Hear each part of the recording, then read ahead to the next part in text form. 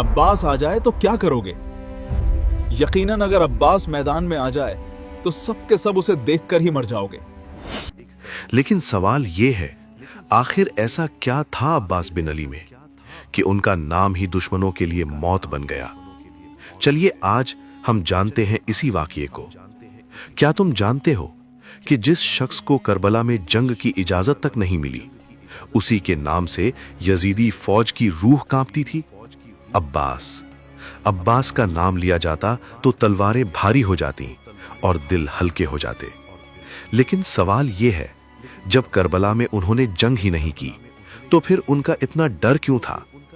क्या करबला से पहले हजरत अब्बास अलैहिस्सलाम कभी मैदान में उतरे थे? जवाब है हां, और उनका पहला ही हमला इतिहास बन गया। आज मैं तुम्हें सुनाऊंगा हजरत अब्बास अलैहिस्सलाम की पहली जंग और पहला वार। ये वाकया है 37 हिजरी, जंग सिफ़ीन का। एक तरफ हजरत इमाम अली अलैहिस्सलाम का लश्कर और दूसरी तरफ मुआविया का शामी लश्कर। तारीख बताती है कि शामी फौज की तादाद लाखों में थी। किसी ने कहा 1 लाख से ज्यादा और किसी ने कहा 2 लाख से ऊपर। मैदान में इमाम अली अलैहिस्सलाम खड़े थे। दुश्मन के लश्कर को देखा और फिर अपने बेटों की तरफ नजर की।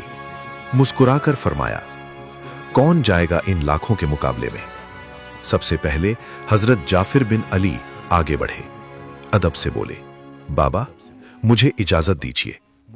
इमाम अली ने बेटे के सर पर हाथ रखा और पूछा, अगर मैं तुम्हें भेजूं तो तुम क्या चाहोगे? जाफिर बोले, बाबा मुझे आपका घोड़ा दीजिए, आपकी तलवार दीजिए और 1500 का लश्कर दे दीजिए। मैं इन लाखों के बीच उतरूंगा। इमाम अली मुस्कुराए और फरमाया, हिम्मत को सलाम, लेकिन अभी वक्त नहीं। फिर आगे बढ़े हजरत औन बिन अली जोश में बोले, बाबा अगर भाई को 1500 चाहिए तो मुझे 1000 दे दीजिए, आपकी तलवार दीजिए और आपकी इजाजत दीजिए।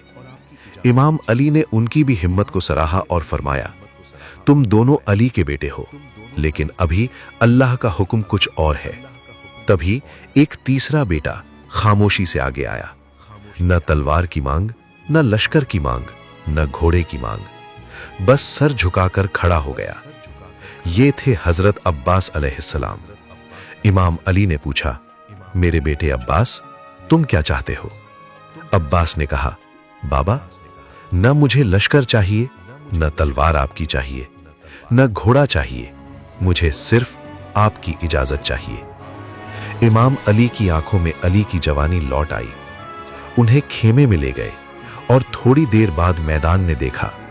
अब्बास के सर पर अली का अमामा, कंधों पर अली की चादर। इमाम अली ने अपने हाथों से अब्बास को घोड़े पर बैठाया। अब्बास मैदान में आए और लाखों के लश्कर को पुकारा, है कोई जो मेरे मुकाबले में आए? लाखों का लश्कर एक दूसरे को देखने लगा। इसी लश्कर में कुछ लोग आपस में कहने लगे, ये तो अली का बेटा है, अगर खुद अली मैदान में आ जाएं तो क्या करोगे? दूसरे ने कहा, अली अगर मैदान में उतर आए तो यकीनन उन्हें देखकर ही हम मर जाएंगे। तभी लश्कर से एक मशहूर पहलवान निकला। वो बोला, मैं वो हूं जिसकी तलवार हजारों को गिरा चुकी है। अरब की माएं मेरे नाम से बच्चों को सुलाती हैं। फिर बोला, तू कौन है? इतना छोटा होकर इतने बड़े लश्कर को ललकार रहा है। अब्बास ने इत्मीनान से कहा, पहले तू अपना नाम बता। उसने अपना डरावना तारुफ किया और फिर कहा, अब तेरा नाम क्या है? अब्बास बोले, मैं अली का बेटा हूं। यह सुनते ही उस पहलवान का चेहरा उतर गया। उसने कहा, क्या तू पहली बार लड़ने आया है? अब्बास बोले, हां। वो पीछे हटने लगा, लेकिन लोगों के देखने से रुक गया। उसने तलवार उठाई और जोर का वार किया। अब्बास हट गए। दूसरा वार किया, अब्बास ने रोक लिया। फिर अब्बास ने उसे पकड़कर जमीन पर दे मारा। उसके सीने पर पैर रखकर बोले, हमारे घर में कोई छोटा बड़ा नहीं होता, सब अली होते हैं। फिर अब्बास पीछे हट गए और बोले, उठ, मैं तुझे एक और मौका देता हूं। पूरा लश्कर सन्न था। वो उठा, अपनी सारी ताकत इकट्ठा की और पूरी जोर से वार किया। अब्बास ने धीरे से तलवार निकाली اور ایک ہی وار میں اس کا کام تمام کر دیا۔ میدان میں خاموشی چھا گئی۔ پھر شامی لشکر میں خلبلی مچ گئی۔ لاکھوں کا لشکر پیچھے ہٹنے لگا۔ کسی نے کہا اگر ایک ہی حملہ ایسا ہے تو پوری جنگ کیا کرے گی؟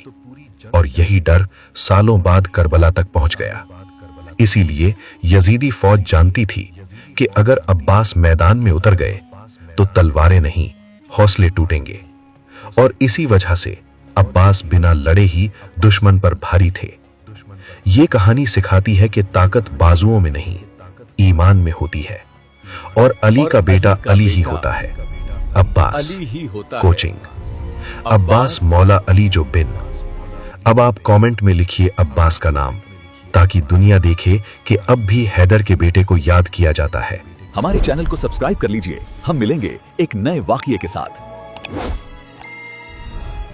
عباس عباس مولا علی بن